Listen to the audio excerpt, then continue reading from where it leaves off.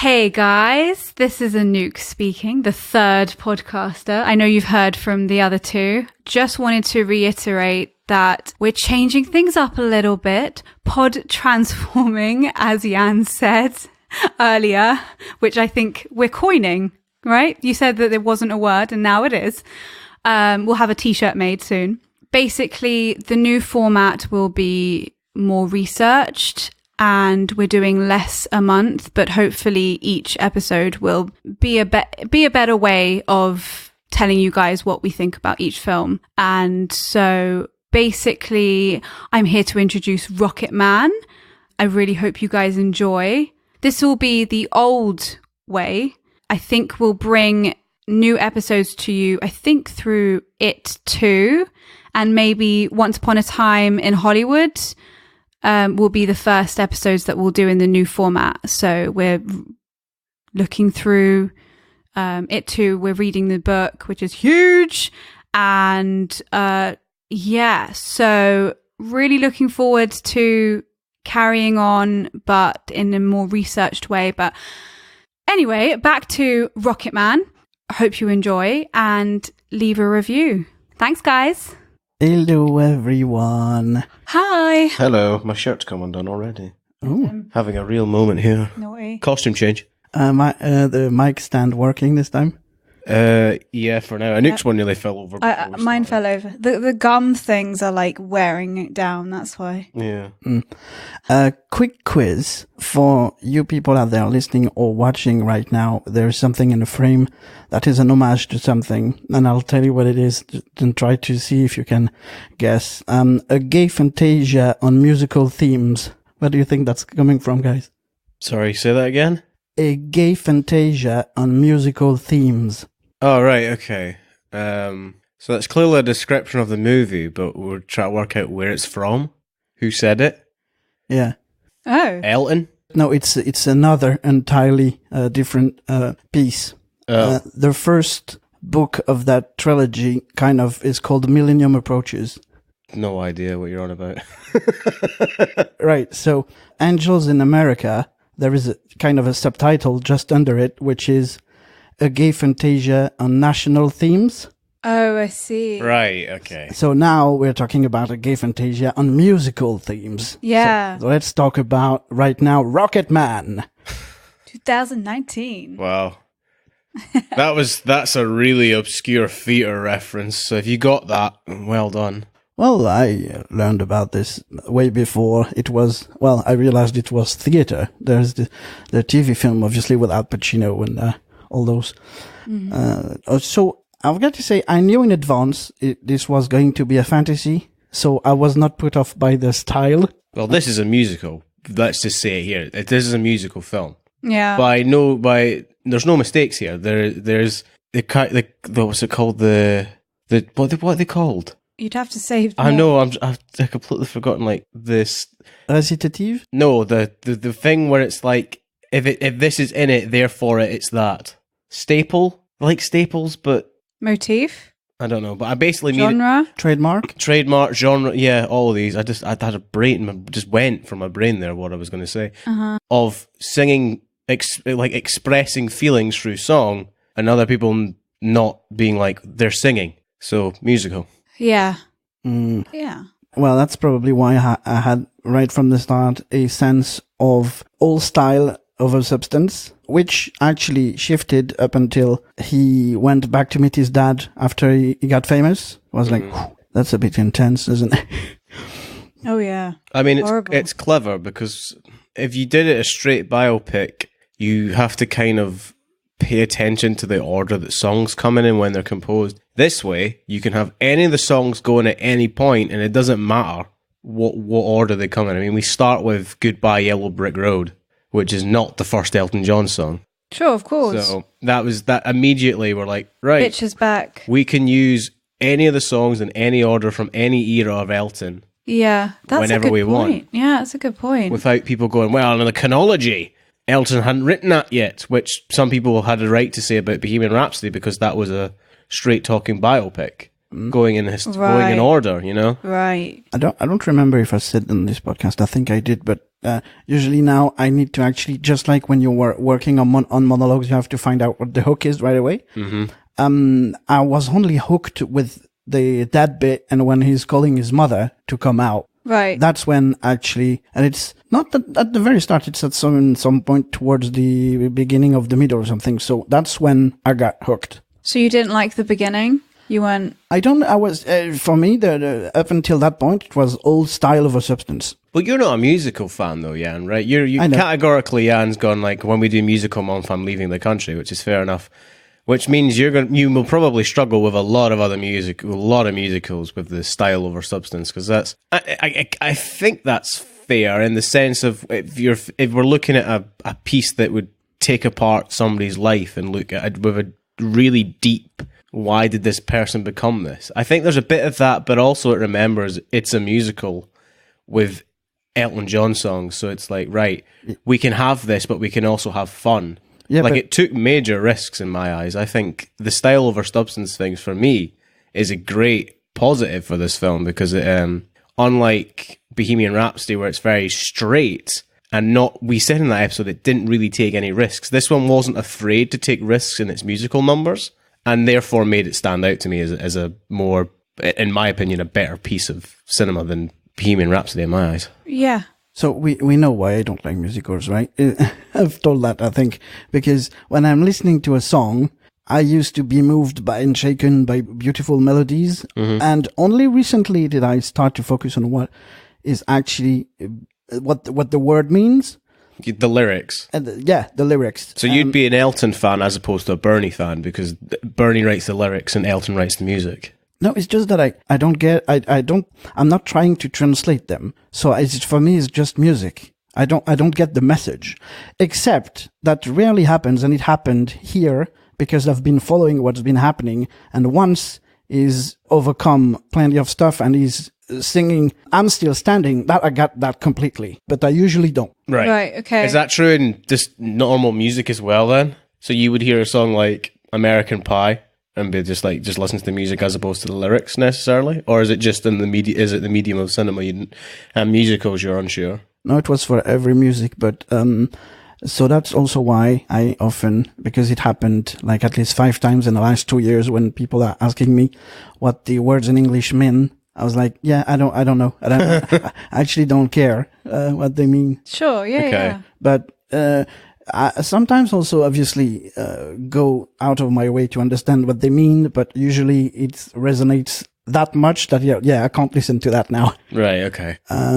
So, yeah, but I see it as a small personal victory when it works, and with "I'm Still Standing," it worked a lot here. I was like, I get what they had this song exactly placed here after just what it went through in after the rehab and stuff. Okay, fair enough. Yeah, that makes sense. I had an immediate Liberace moment looking at the way this performer is, and soon after that, Liberace appeared on the television. Oh yeah. So I was like, his mum was. Reginald's mum was watching him. We have here a cyclical narrative. Well, the start and the end, just like Bohemian Rhapsody. It starts with an AA meeting and it ends with it. Well, we're just coming back constantly into it, but... Well, I guess that I don't know if I agree that it's similar to Bohemian Rhapsody, that we have we go around in a circle. I mean, maybe we go around in a circle, but I feel that to me the first rehab scene felt like it was in his mind, as opposed to an actual rehab center that he ends up at the end of the film. That he does his own. The rehab center isn't the meetings happen in his own head, and he deals with it himself. So as opposed to the Bohemian Rhapsody, where we start at Wembley and we end up again at Wembley, which is an actual event going around in circles. I don't. No, not in terms, not narratively, but technically. That's what. All right. Okay. But, you talked about Bernie earlier. Do you know who played him? I guess you do. Well, yeah, Jamie Bell. Right. Yeah, who was. Yeah. We saw him last in Filth, but Anouk and I don't know if you've seen Billy Elliot Yann, but he is the kid, isn't he? He's Billy, isn't he? Yeah, we talked about him when we did. Yeah. Did you realize that the screenplay was written by Lee Hall? Yeah. Yeah. Who's the guy who adapted The Network for their stage? Oh yeah. Oh, I didn't know that. I knew him from. I know Lee Hall did. Was he the one that did Billy Elliot? He wrote Billy Elliot. So that's probably how he knew Jamie Bell. That's what I'm guessing. I'm trying to remember if he wrote No, he didn't write Sunshine on Leaf. Dexter Fletcher directed Sunshine on Leaf, which is another musical film based on the music of the Proclaimers. Oh, he's involved in this, isn't Rocketman, isn't he? Yeah, he's the director, Fletcher. He took over after the loss of, well, the replacement of Bryan Singer on Bohemian Rhapsody, right? Right, so he'd finished Bohemian Rhapsody, and then he's the helm of this film. Talking about Bohemian Rhapsody again, actually, apparently, once I was out of this, I sent in a WhatsApp to you before you watched it. So apparently, John Reed can only be played by actors from Game of Thrones. Yeah. Richard Madden was so good in this. Very creepy, manipulative character. I think the actual, I was not able to find that many videos about the actual guy, but I think the accent is in a mix between the two. It's not as strong as what Richard Madden did, and not as not strong as the actor in Aidan Gillen. Yeah, in the other one. Right. Yeah, but no, it was nice. It was, oh, is that the same guy? And then I went to check. Yeah, that's exactly the same guy. So, what was your first impression, feeling, thoughts right after you were done with this? Oh, I felt really motivated and inspired. I thought this film was so good. I really enjoyed it. And I'm not an Elton John fan, so I was worried because I only know his most famous songs and kind of only in passing. So I wouldn't exactly know all of his songs, and I'm not as a huge fan as I was going into Bohemian Rhapsody with Queen. But I thought it was really nice because it was narrative, so you learnt about Elton John's life and how he got involved in it, but also focused on the human aspect of it, so his family and how that really influenced him to go into this flamboyant life, but also the blues and rock and roll. I think I learned something about Elton John as well. And I had no idea that his life was there were such horrific moments in his life. I didn't know that he went through the kind of standard rock and roll life that you hear, rock stars go through. I had no idea that Elton John had been part of that addiction and sort of arsehole vibe, that he, and I thought it really clever. There were certain scenes where they would take, him on stage and then make it into this whirlwind effect to just show that, the drugs, the alcohol, and also just the fame and how fast moving your life is all in one scene. And I think that's such a clever way of showing that, and in ways that I hadn't seen before. So I'm, hats off. And of course, Taron Egerton was incredible. Yeah, he was very good. Elton John, he had the mannerisms and the way that he sings and the way that he walks, just down to a T. It was amazing acting work for sure. So yeah, that's me. I don't know if I felt anything coming out actually, which is strange. I definitely enjoyed it going in, but I think there's a thing with musicals when you get to the final number that's your moment that you go, oh, okay, and you let everything, that's your, in essence, the resolution of what you would do nowadays in cinema, or what a post-credit scenes usually are now. In musicals, your last number is usually that moment of everything's either okay or the story is concluding in whatever form it is. Be that positive or negative, look at it in La La Land. I mean, you have your resolution in that final number, even though it's not necessarily a happy ending. You have that moment where you're okay, and I'm stepping away from this film. This is the moment where I leave.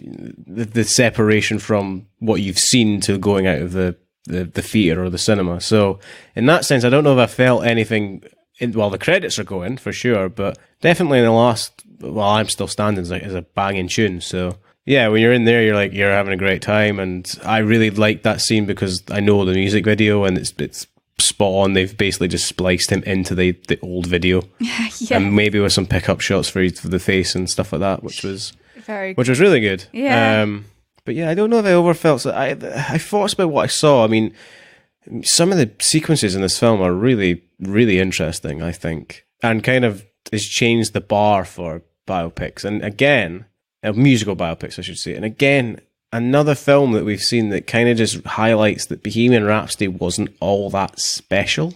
And the fact that without the Queen aspect, Bohemian Rhapsody is kind of like a standardy film in a way. Well, they talk about that, don't they? That it's like a standard biopic, like it goes through the motions of what, like it ticks all the boxes that it needs to tick. Yeah. And I feel like what this film that Rocketman had was that it talked about how Elton John felt all the way through, right? And why he made the decisions he made. And, like, for example, the reason why he's so flamboyant is because, like, his parents were so restrictive through his childhood. Like, that's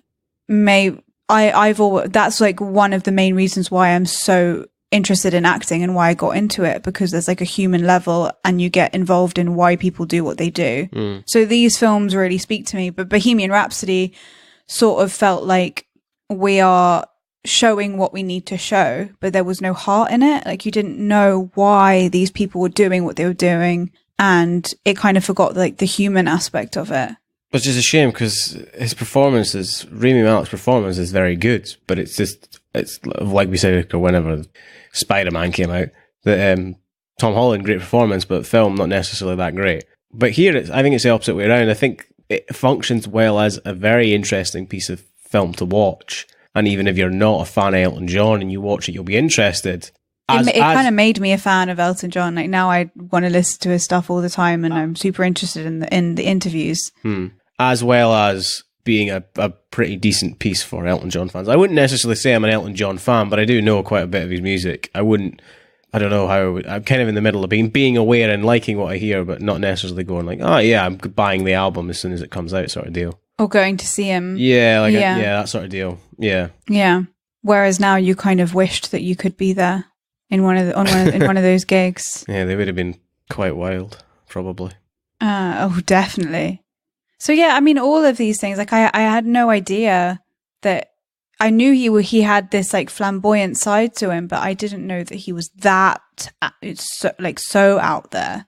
And that was like, his own thing. And in the beginning it was sort of laughed at, but then it became one of the reasons why he became so famous, because he was such an amazing performer. So yeah, like but I mean, maybe it's because I came into Bohemian Rhapsody as a fan. I put it on a pedestal before I went in.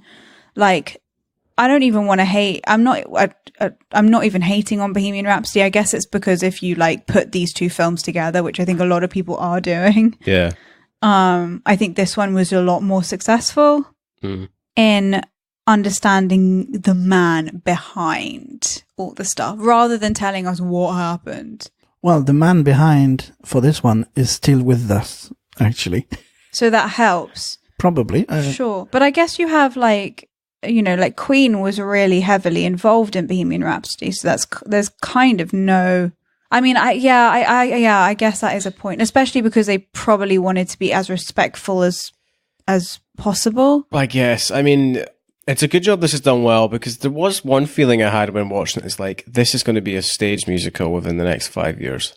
Oh, yeah. Like, if this does well, it could be translated to stage, because you can already see the numbers, like the party scenes and the... Back to the Future is coming as a musical. Yes. Big. Wow. Beetlejuice was heavily successful on Broadway recently. Well, We Will Rock You was super... It was like pretty much a residency at in Tottenham Court Road. Like that's literally my childhood, because my bus from school back to home went past there. That was there for my whole life. Mamma Mia's still on, right? Yeah, and that's a huge. I remember reading a book. I think I can't remember what book it was, but there's a section where it was talking about where a lot of the London theatre scenes were buying tickets to the opening night because they thought it was going to be a disaster. They wanted to witness the train wreck that would be this show. Yeah. And now it's like so successful, and 2 movies off of it. Oh, yeah. Because it was the first jukebox musical like that. And they're going, this isn't going to work. They've just contrived a story to get the songs around it.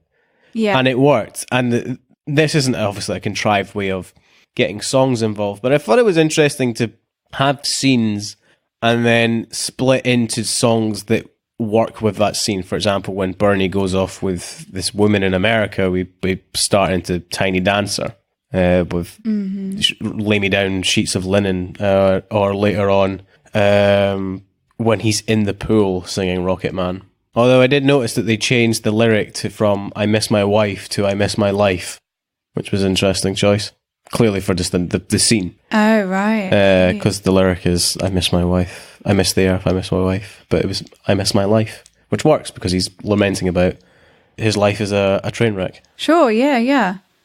I mean, I think that I'm the complete opposite to Yann. Like, I really like musicals because the song, you see a totally different aspect to the song than you did before.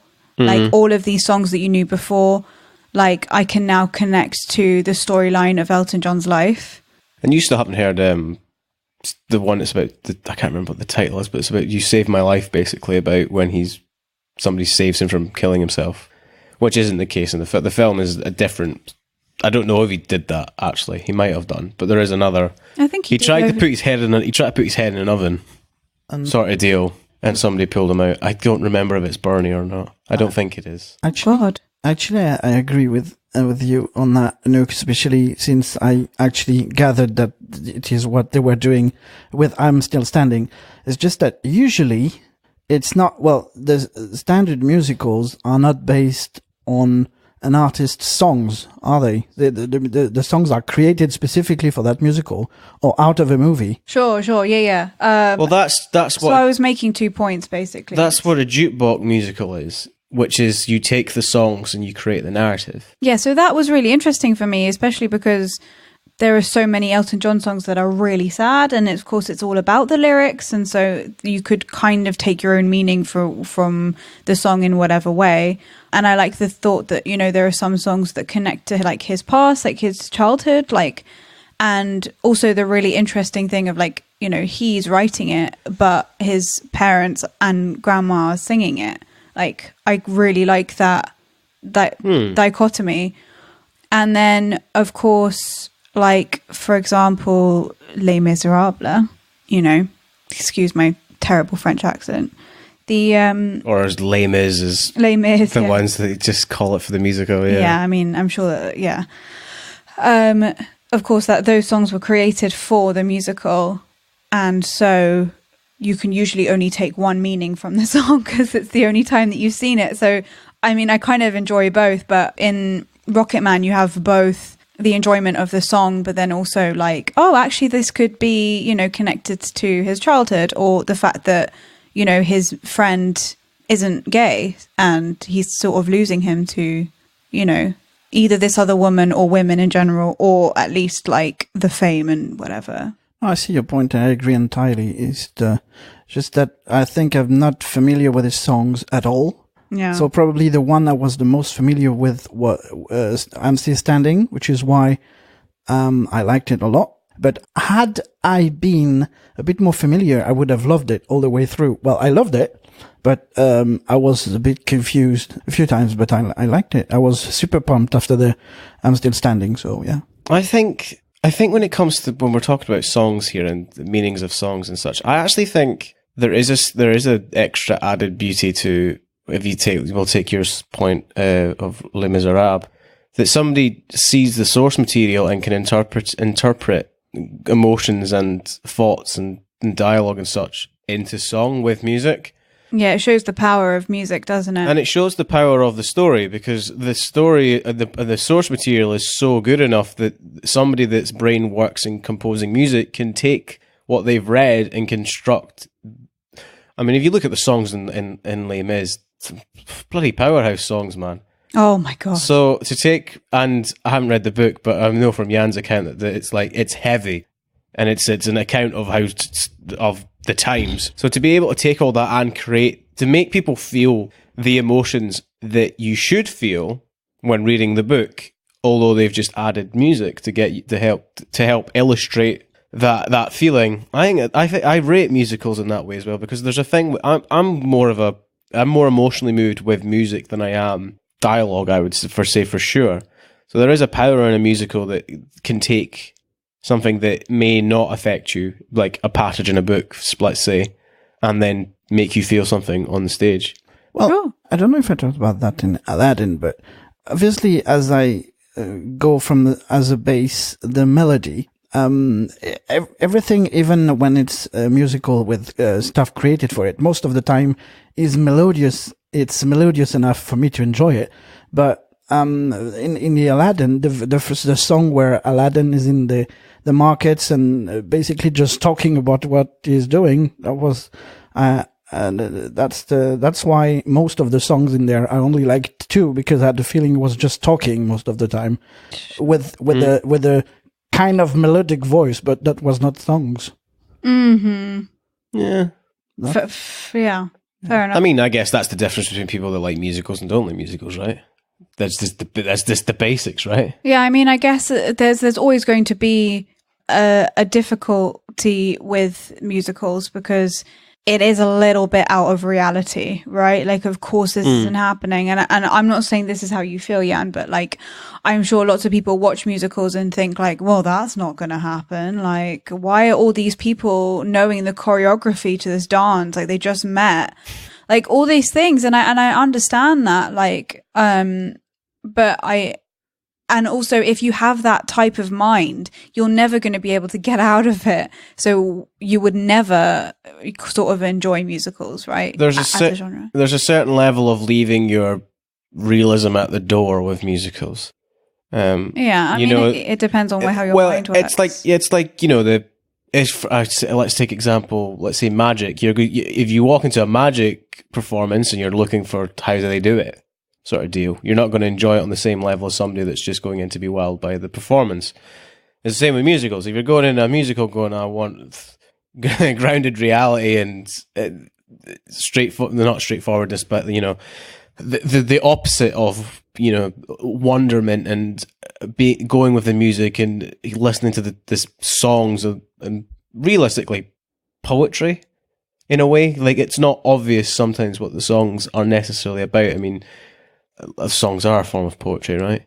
Yeah, of course. So there's that aspect, because when you go to a musical, you'll come out loving it, even if the story doesn't necessarily make the total sense. I remember ushering and seeing musicals that the story was gaff, but the music was great.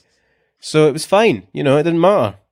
You're always going to enjoy it, right? And yeah, I think that's why musicals go on for years and years and years. Yeah, it's why you can revive musicals, because the songs are eternal, even if the themes can be adapted. I mean, look at West Side Story. How many versions of West Side Stories have changed the ideas, even from Sharks and the Jets, so Americans to Puerto Ricans, and played around with those themes and time setting and so on and forth. Like, all these different angles that you could go with that story. And the music is the only thing that stays the same. So and that's because the songs last eternally. Of course, I think there's still a click that needs to happen, because sometimes I have those ones that I think, Anna and the Apocalypse was probably my favorite movie last year. So overall, so something I don't know if it's probably me feeling that they are talking, or I need to disconnect the songs from the narrative, or I don't know what it is, and it's not because of the explosion in dancing and that kind of stuff, because I don't know if you've seen on Prime The Marvelous Mrs. Maisel. No. Yeah. So it's not a musical, but there are heavily stylized moments in the supermarket when you see all the employees doing those repetitive things, which looks quite nice, and you don't necessarily realize it. It's so organic. Well, going slightly off topic, how did you enjoy Fiddler on the Roof then, if you're not a musical fan? Well, I was, that was kind of an immersive thing. Right. And it took a while for me to be hooked, especially because there is kind of a narrator. Tevye is the narrator, kind of. Yeah. But the way is done, him speaking to God, and plenty of times, like, I wouldn't marry my... But on the other hand, like for the kind of a repetitive thing, which was quite nice. And I was really hooked when, obviously, If I Were a Rich Man appeared, which it's essentially, I guess, me being hooked with anything is just like how memory works. So you have building blocks, and you have to attach the new stuff onto those building blocks.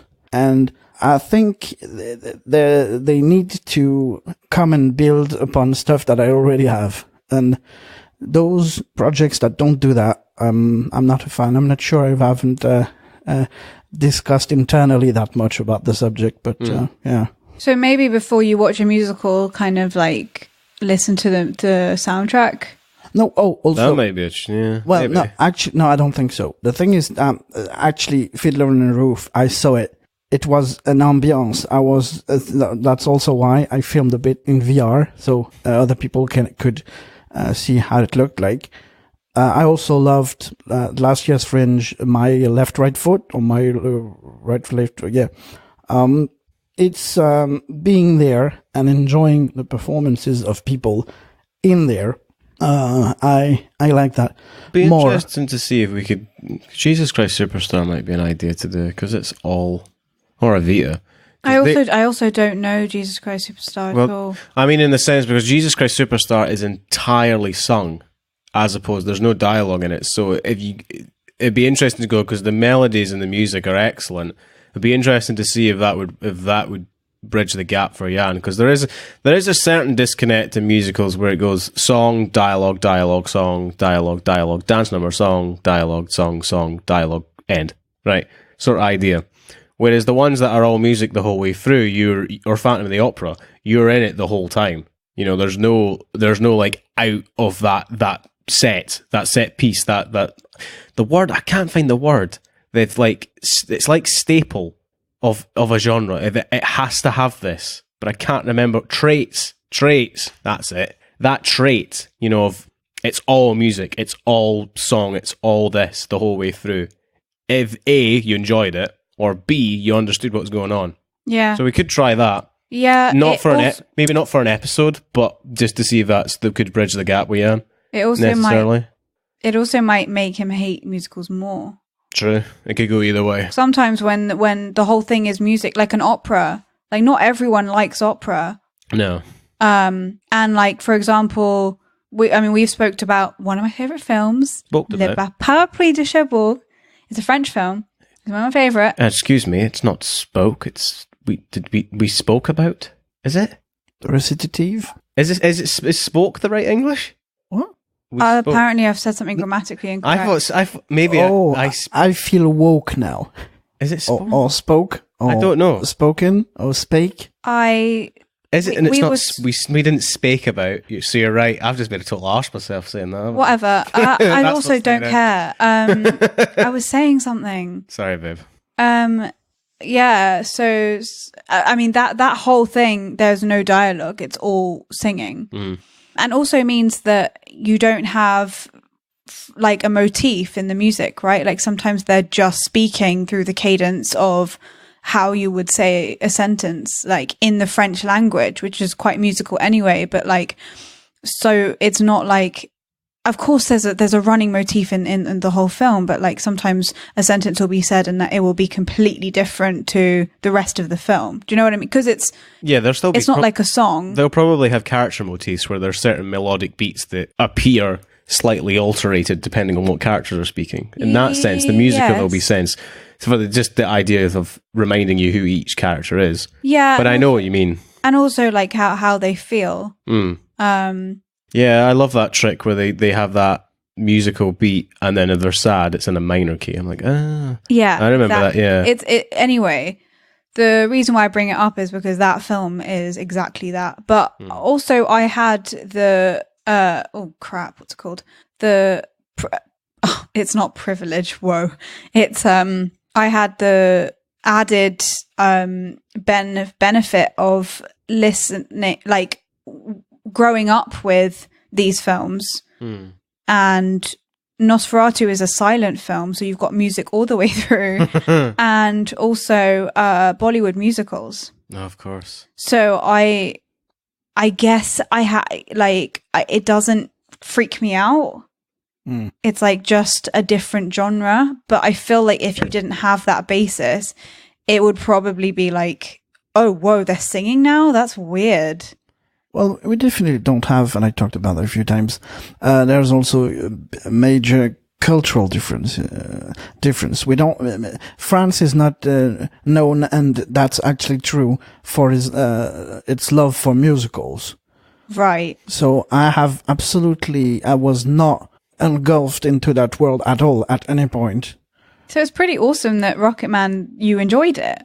But I guess it's not as a standard musical, really. I mean, it is, but it's like, I guess because it's Elton John's music beforehand, you could watch it as a film rather than... Don't they use music in the same way that it's used here in Empire Records?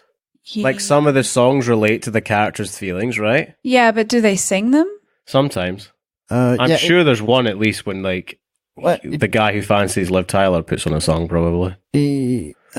I'm in love with my car. No, wrong movie. No, but the lead singer is writing everything, right? And some of them indeed are related, but they're not making part of the narrative. No, I don't think. No, yeah, okay, maybe. I just mean for Jan's thingy, the disconnect of not connecting what the lyrics are about.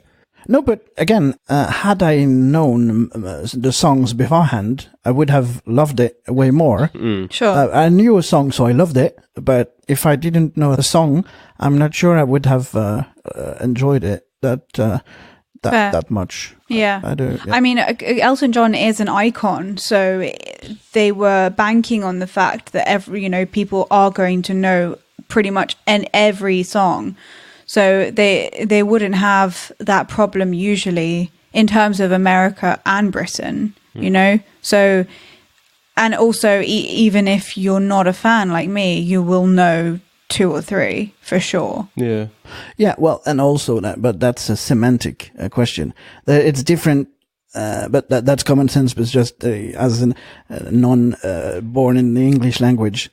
It's different between not being a fan and actually hating the guy.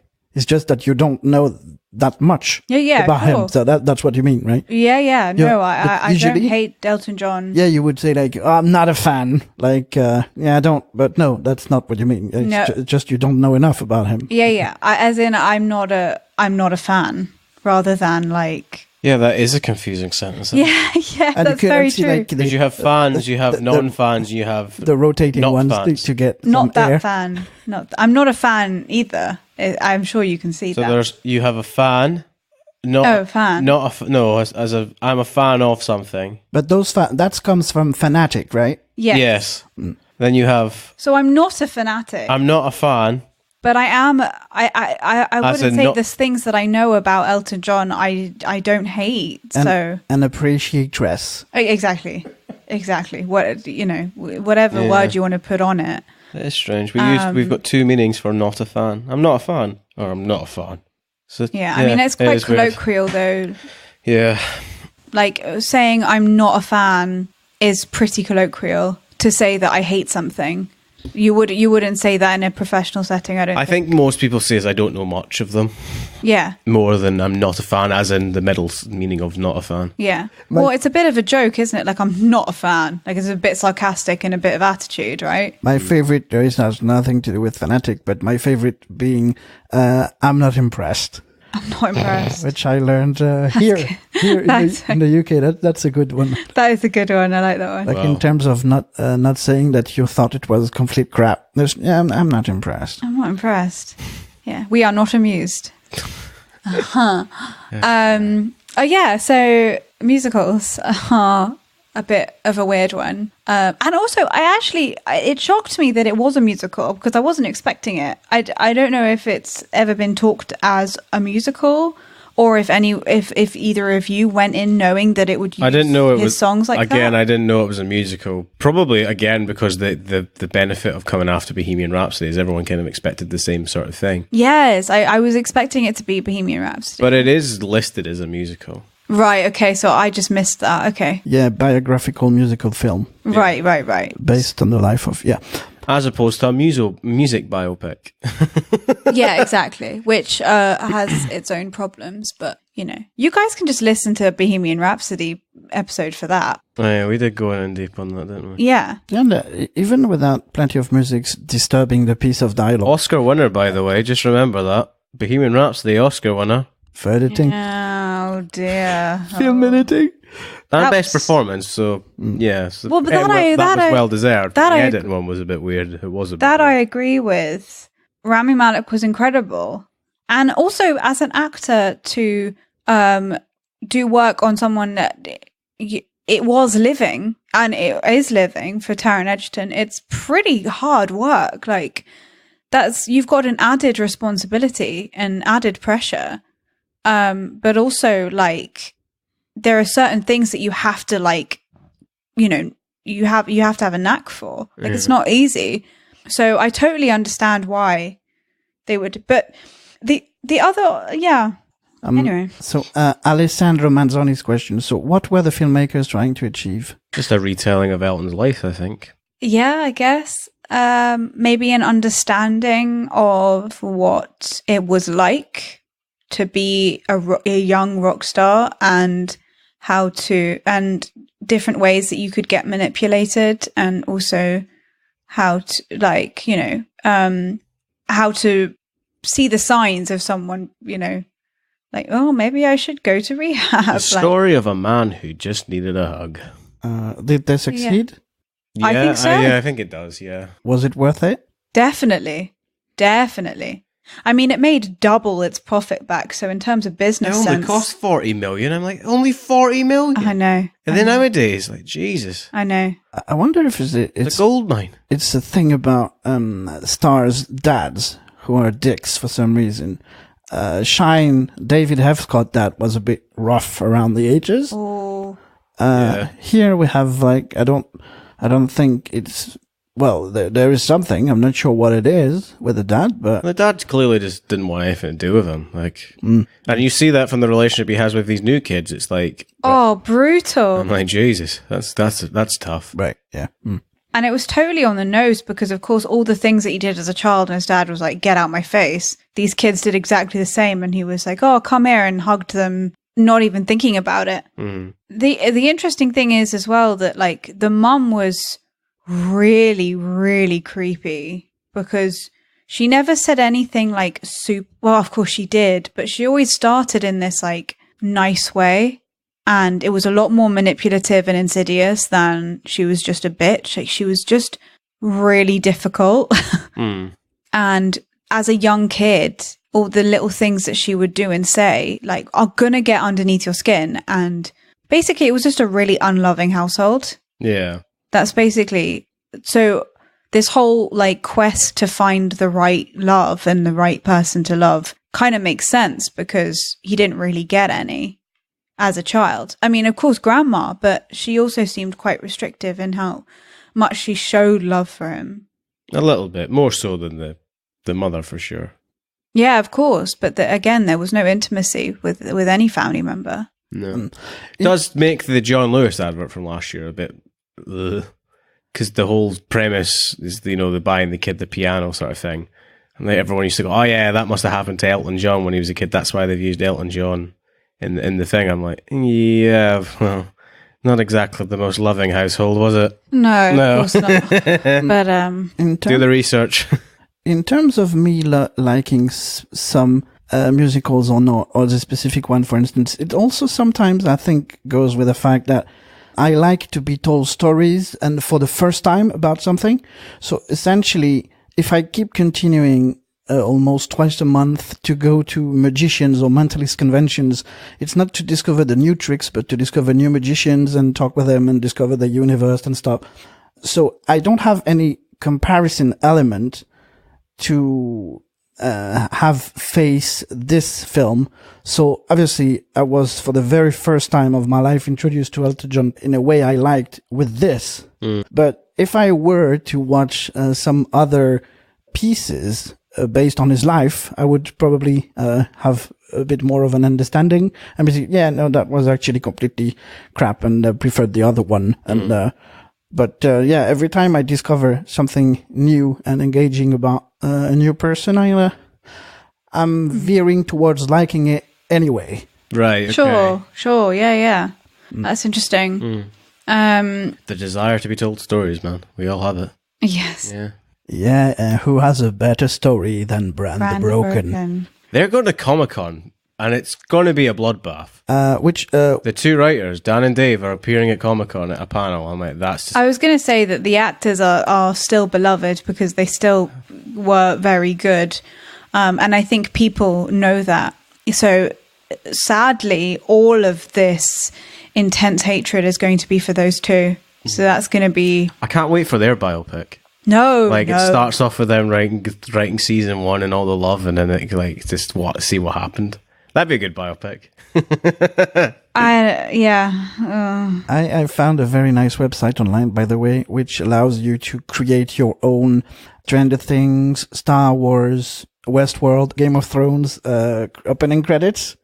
So if you have massive ego like I created a Westworld with just Yann Sikamwa. Very nice. Dear. One day, Yann, one day. Yeah. It just shot on 80 people in the original credits, just putting your name. Well, yeah, I forgot to remove Christopher Nolan as the last credit, so there are 2 people. Well deserved, Yann. Well deserved. Yeah. Do we have anything else to say? I liked how the gayness, let's just say gay themes, maybe not gayness, that's not great, weren't pandering. Yeah. It was sort of normal and it wasn't like totally in your face, which was good because it should be normalized like that, which of course in Russia it has been taken out. So thanks for that. You told me that what was the Samoan breakdown? Oh, but it was like full of like respect and love for the film, but then suddenly it was like, yeah, but there are some scenes that aren't good for public viewing, and isn't good for and illegal or something. And illegal. Like, wow. I'm guessing it's illegal still in Samoa. What was the description? It was something like how Elton John overcomes obstacles and setbacks to become a great rock star. I was like, but that's not what the story was about. That's not the theme. The theme is him trying to find himself, and while he's becoming the superstar, is this the real me, or who am I hiding from? You know, like, what did I really want? Did I want all this? Maybe not. What I really needed was this, but I am now this, and I'm happy with that. But I wish I had a hug. And I guess when Elton John was in rehab in the film, he says, you know, like, I haven't been playing piano, I haven't been singing, because he obviously makes that connection between, you know, the drugs, the fame, the sex addiction, with the music that he makes. And how does he find that love again? Yeah.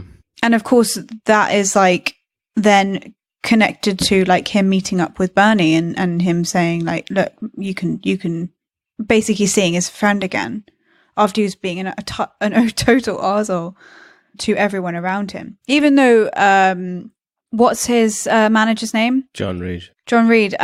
Reed. Okay.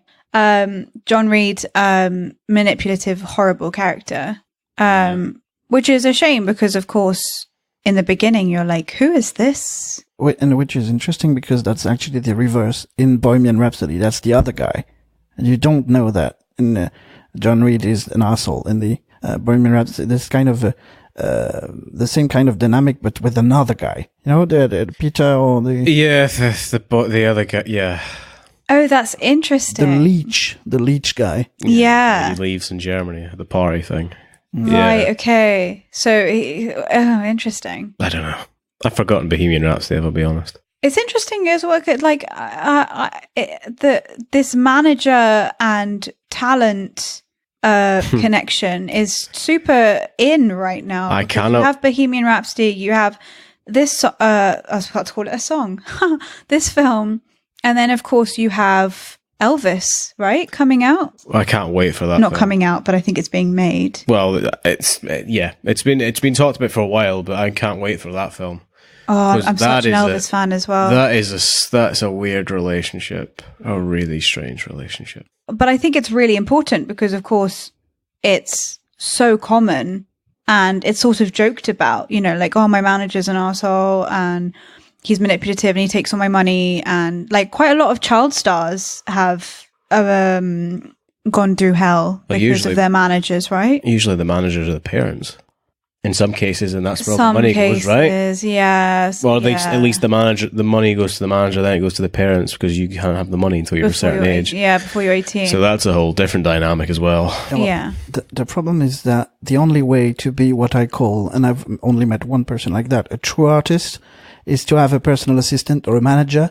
So essentially, a true artist for me, Gaëtan Bloom, who is a magician, friend who my family knew from movies he did in the 80s, but he's actually internationally known for plenty of comedic stuff. Wow. The guy is so focused and engulfed by his skill set and his universe and everything that he can't, well, I'm not sure about him, but that's how I see him. He can't even comprehend how you would take time to do stuff like pay your taxes. If someone else has to do it. In Sherlock, you've seen at some point you have Watson who's bantering with Sherlock. Is like Sherlock doesn't know the names of the planets in the solar system. Right? Well, that's useless information. That I don't need all that crap. I need to be focused on specific stuff. Sure. So that's the thing. I had this internal monologue the other day because my brother often asks me what I really would like to do in life. Ultimately, like, well, you're doing all those things, but is it really something you'd like to tend towards? Sure.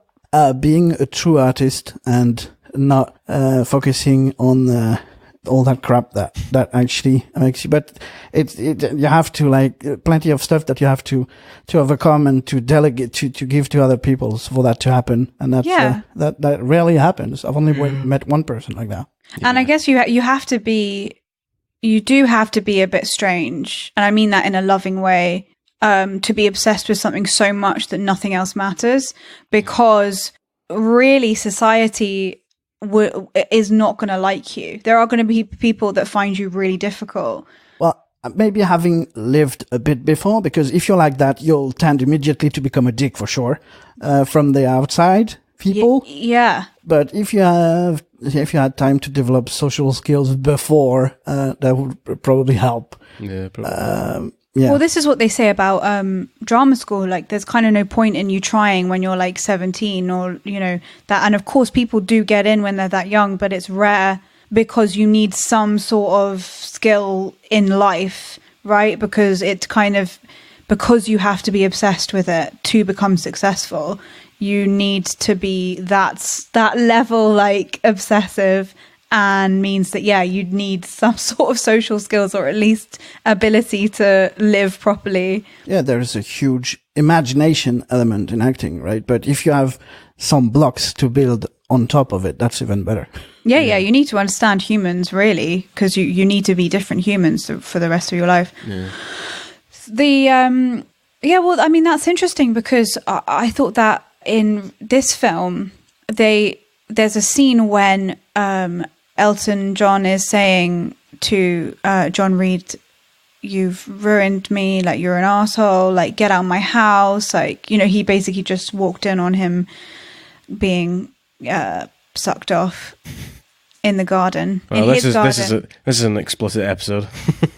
yeah. I mean, it's going to have to be because there are scenes where, and of course, it is the first Hollywood production to show gay sex. Yeah, at that level, because Liberace was quite. But that's not Hollywood. That was an HBO production. Yeah. Other fun facts, because you've mentioned I mentioned the E rating on iTunes, is that one of the reasons this film took so long to get made, according to IMDb trivia, is the fact that many studios wanted it to be, you know, PG-13. To which Elton John replied, "I've not lived a PG-13 life." It's like, that's brilliant. A great answer. It is a great answer. And I mean, I guess it's true. Like, you can't take the drugs and the sex out of this world, because that was his world. Like, it wouldn't be part of the whole narrative. Like, it's a huge part. It'd be a lie. It would be, exactly. It would be a total lie. And it's also really important to know that, like, you know, when he went on stage, he was high or depressed, and you know, the gay when he's that montage of him with all the bodies, like the orgies, yeah, like that was a very kind of succinct, clever way of showing that, like, he was becoming a sex addict, and he talks about that when in the rehab scenes. But my point was that John Reed even talks about that, and like, he's not a nice character. I'm not showing him any respect on any part, but he does have a good point where it's like, while you're acting like this, I'm behind the scenes doing all of this other work that actually really helps you. And of course you're the talent, and of course you are the person that people see, but I'm the person that has pulled all the strings and signed $1 million contracts and booked all appointments, blah blah blah, right? Mm-hmm. So that was a really interesting scene, because it's like, of course both of you are acting like children, and this is totally unprofessional, but you sort of have to have a weird relationship with your manager, to just understanding that if you need to be a certain person, there have to be like 5 people around you to like sort of cushion your fall, or at least sort of figure things out around you if you can't handle it yourself. Yeah. And of course you can't, like, even if you aren't on drugs and a sex addict, there is no way. This is why at a certain level you need an agent, you need a manager, and you need people around you, because you can't take all of that work on. Yeah. So yeah, I mean, that I thought that was really interesting to talk about. Manager relationship. Who sort of kind of like sexually manipulated Elton John. Yeah. Like, it's kind of started out as it was almost like transaction, you know, like, this is like, I've allowed you to become, I've made you realize that you're gay. And so now, you know, like, and now you've signed contracts, and now that you have to fire your old manager, and now I'm pretty much, it's like an abusive relationship, right? Like, kind of sign off everyone around you, and now I own you, and you're contracted in this. And actually, there is a phone call that he makes, right, when Elton John isn't there. Oh, I think he's calling his mum to tell her that he's gay. John Reed then says, you know, like, you know, he's fine. Like, why don't you just book him 5 more shows? Not realizing, not. Oh no, this is the end where he's like, he's had the heart attack. Oh, it's the heart attack. Yeah. Oh my goodness. I mean, I don't know. I didn't know about that. I know that he overdosed. Like, that's true. I've heard Elton John in an interview talk about that, and how then literally the next day he was on stage.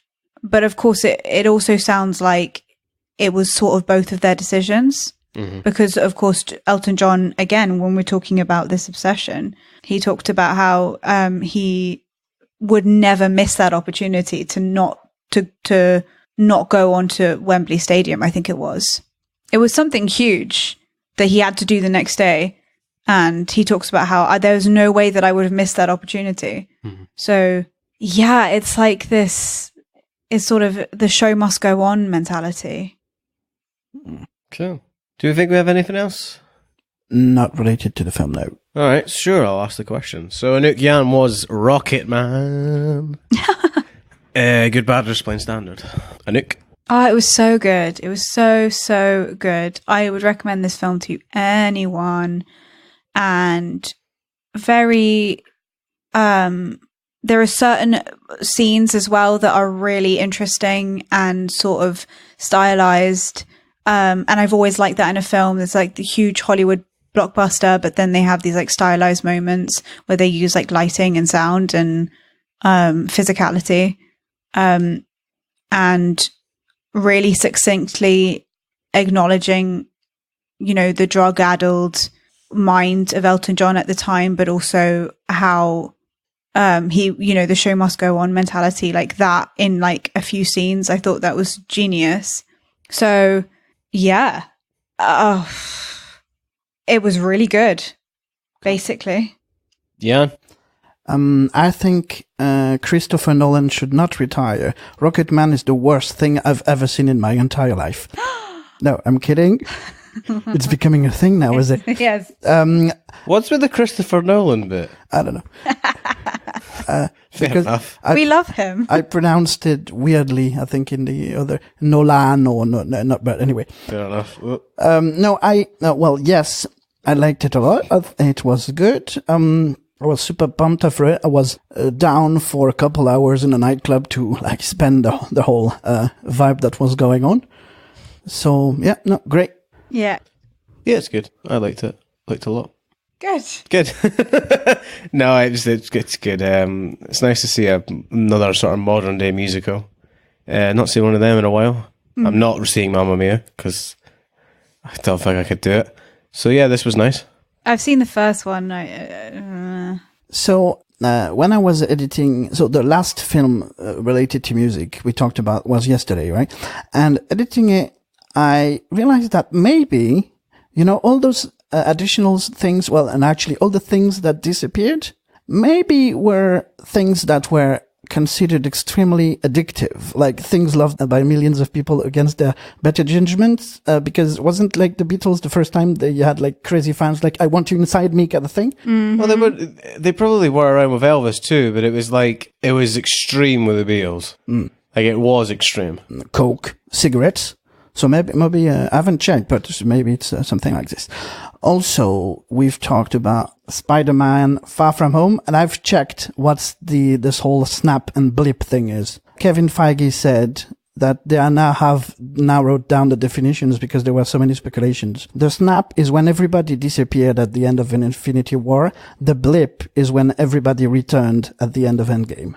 Okay, so there is a difference. Right, okay. I mean, yeah, okay, that does make sense. If you have to look that up afterwards, it's not done well in the films. Explain the difference. No, yeah, I kind of agree with you, but exposition. Even though I do appreciate that has come out because that's cool. But just saying, put it in the film. Yeah, somewhere in the film, mention it. Yeah. Also, we'll be changing soon our system of videoing and on Patreon and stuff. But we'll actually probably continue to take pictures so actually people can enjoy our backgrounds at least. Yeah. Because we're not doing those for nothing. No. But everything that update will be probably on Patreon as a public thing. By the time you're listening to this. So. Yeah. Thanks again for listening. I don't know if, because essentially, Anouk edited Bohemian Rhapsody, and on Audio Mac, it's the one that is the most successful, like 1,500 or something. It's growing every time. So wow. I don't know if it's because you edited it or it's because it's incredible. It's a surprise. What can I say, guys? Well, those aren't going to like our opinions now because we're like, this is better. It is better. Oh well. Yeah, so this was a gay fantasia on the musical themes, Rocketman. So we were Adam, Anouk, and Yann. Bye-bye. Bye. Bye.